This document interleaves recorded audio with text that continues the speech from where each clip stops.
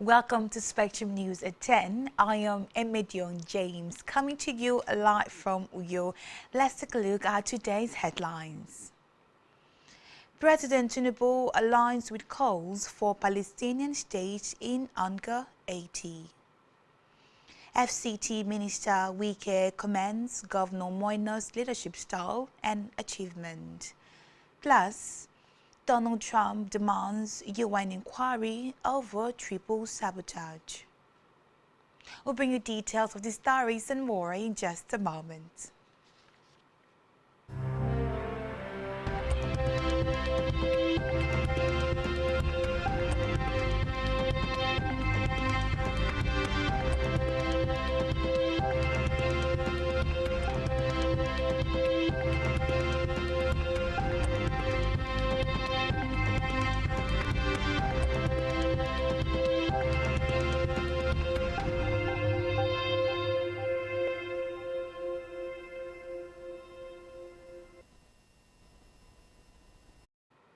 Good morning and thank you for joining us. First in the news this morning is that President Bola Tinubu has conferred the national honors of the Commander of the Order of the Niger posthumously on former Ogoni leaders Albert Bade, Edward Kobani, Theophilus Orgesh and Samuel Orgesh, popularly known as the Ogoni Four.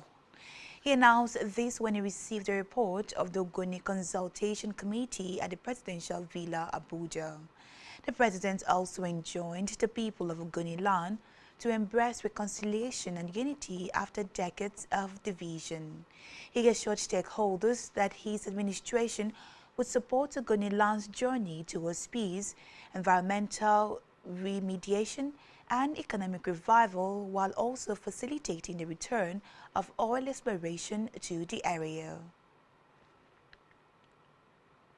Meanwhile, President Bola Tinubu has aligned with the United Kingdom, France, Canada, Australia, Portugal, and other countries calling for the recognition of the Palestinian state. In his address at the United Nations General Assembly's 80th session in New York, United States, Tinubu insisted that a two-state solution remains the most dignified path to ending the protracted war between Palestine and Israel in the Middle East. Represented by his vice, Kashim Shettima, President Tinubu also renewed its bid for a permanent seat at the United Nations Security Council as a wider process of institutional reforms, citing the country's growing population and its status as a stabilizing force in regional security and a consistent partner in global peacekeeping efforts. This is even as South African President Cyril Ramaphosa called for an end to trade weaponization, saying the trade policy volatility was destabilizing the global economy. In the meantime, President Tinubu has reaffirmed his administration. President Tinubu has reaffirmed that his administration is committed to supporting constitutional reforms designed to strengthen Nigeria's democratic institutions. Speaking while declaring open a public hearing yesterday on the review of the 1999 Constitution in Abuja, Tinubu said the exercise was crucial for deepening governance.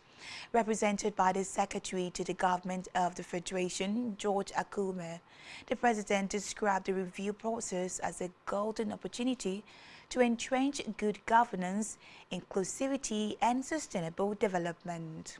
Tinubu also commended the House of Representatives Committee on Constitution Review, chaired by Deputy Speaker Benjamin Kalu, for its efforts. He added that the review was consistent with the objectives of his renewed hope agenda. Away from that, the federal government has unveiled the official theme for the 2025 Independence Day celebrations. A statement by the Director, Information and Public Relations in the Office of the Secretary to the Government of the Federation, OSGF, Segun Imoyeshen, stated that the theme for Nigeria at 65 is All Hands on Deck for a Greater Nation. Imoyeshen noted that the theme indicates the need for unity, collaboration and patriotism among government institutions, the private sector, civil society and citizens to advance national peace, prosperity and progress. He explained that the choice of the theme reflects Nigeria's resilience since independence in 1960, stressing the importance of consolidating past achievement while pursuing loftier goals under the renewed hope agenda. According to him, government agencies and partners are expected to align their programs with the anniversary theme to ensure its message resonates across all spheres of national life. On electoral matters, the Independent National Electoral Commission (INEC) has announced the commencement of electioneering ahead of the 2026 Federal Capital Territory (FCT) Area Council elections. The announcement was made in a statement by the National Commissioner and Chairman, Information and Voter Education Committee, Sam Olumekong. Olumekong said campaigns commenced yesterday, September 24, 2025, and would run until midnight on Thursday, February 19, 2026. According to him, this is in line with the provisions of Section 94 of the Electoral Act 2022 and Item 8 of the timetable and schedule of activities for political parties participating in the election. Back here, the Minister of the Federal Capital Territory, Nyesom Wike, has commended Akwa Ibom State Governor Pastor Umoina's remarkable leadership and development achievement, highlighted by the commissioning of the 17.33 kilometers of road in Ika local government area as part of activities marking the state's 38th anniversary celebrations. At the commissioning of the 15.8 kilometers Ikodesu Otomong Azumini Road and 1.53 kilometers internal road in Ikodudom, Ika local government area. Minister Wike described Governor No as a man of exceptional humility, sincerity, and honor. He urged Akwa Ibom people to continue to live in unity and support the state government in order for development, growth, and progress to thrive in the state. Earlier in his address, Governor No had appreciated Wike for creating time to be part of the commissioning and described him as a great son of the Niger Delta, whom the state was proud of.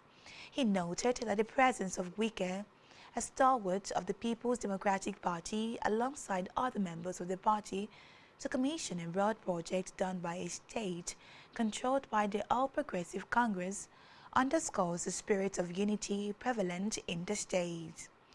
Governor No highlighted that the newly commissioned 15.8 kilometers road opens Ika to commercial opportunities as it provides a seamless link to the commercial nerve center of the southeast, Aba in Abia State.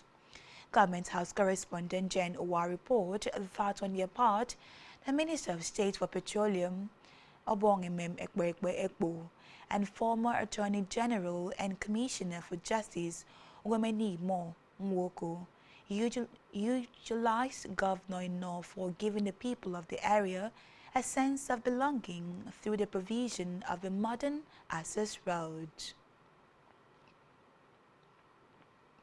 Meanwhile, Akwa Ibom State Governor Pastor Moino has commended all past leaders of the state for their remarkable contribution to its consistent development.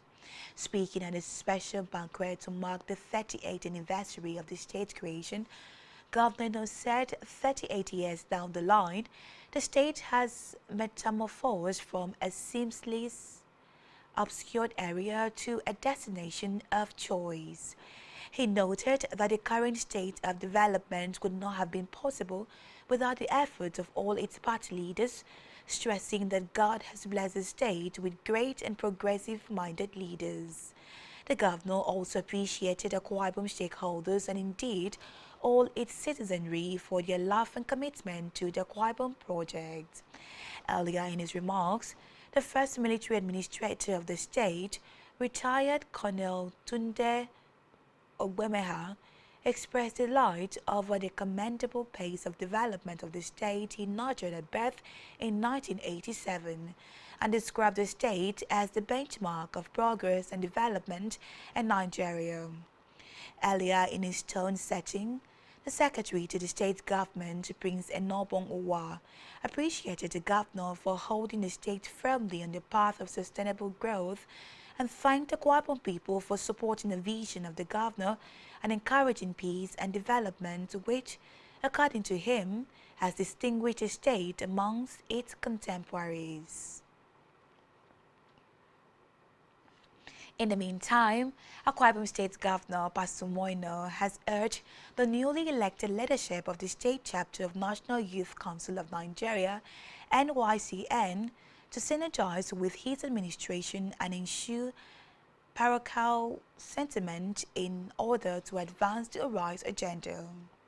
Speaking while receiving the new youth leaders, the youth-loving governor said he was very particular about the youth development, hence his administration's decision to create a separate ministry for youth development.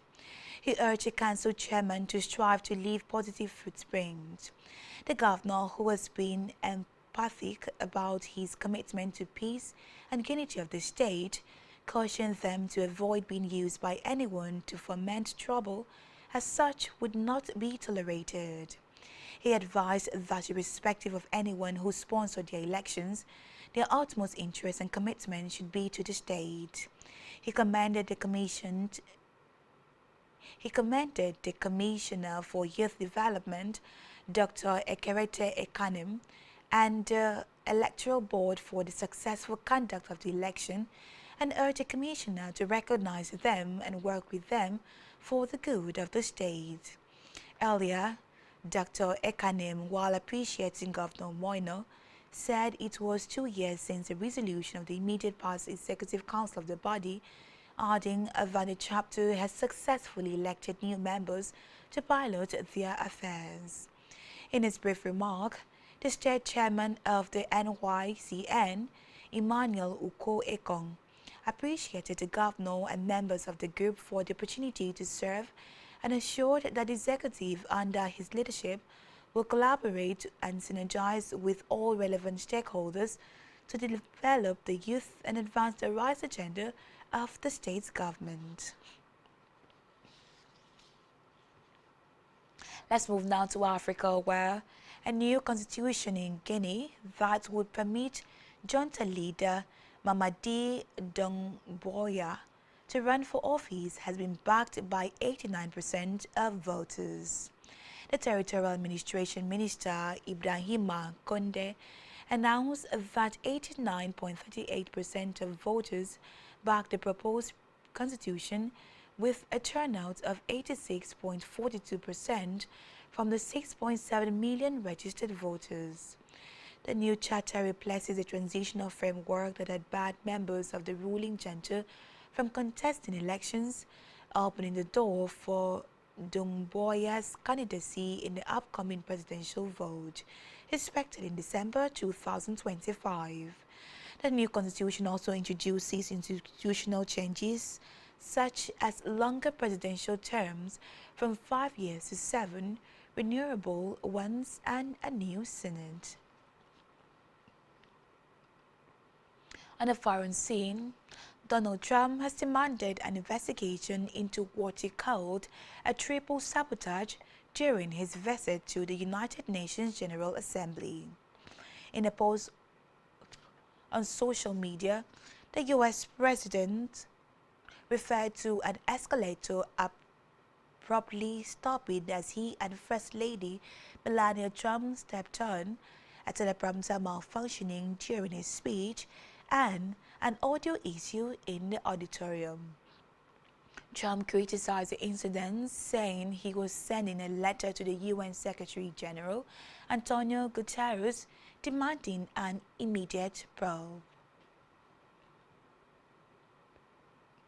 Still on the foreign scene, at least 20 people have been reportedly injured in southern Israel after the Israeli military said a drone was launched from Yemen. The Israel Defense Forces IDF stated that the drone struck the resort town of Eilat on the Red Sea coast, with attempt made to intercept it. Meanwhile, the Iranian-backed Houthis have claimed responsibility for the strike following the attack.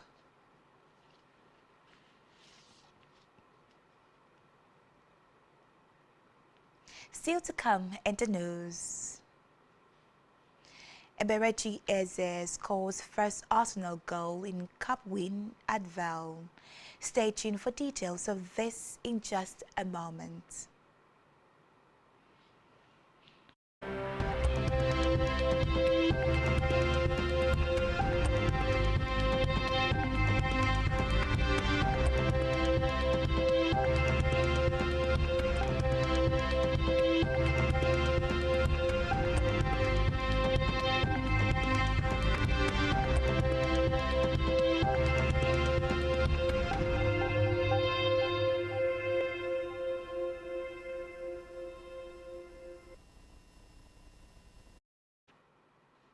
Many thanks for staying tuned. This is Spectrum News at 10. On a business news, the Central Bank of Nigeria, CBN, has raised alarm that the abuse and poor handling of Naira banknotes are significantly increasing the cost of printing and replacing them. The warning came during the launch of a nationwide sensitization campaign on proper Naira handling held in Abuja.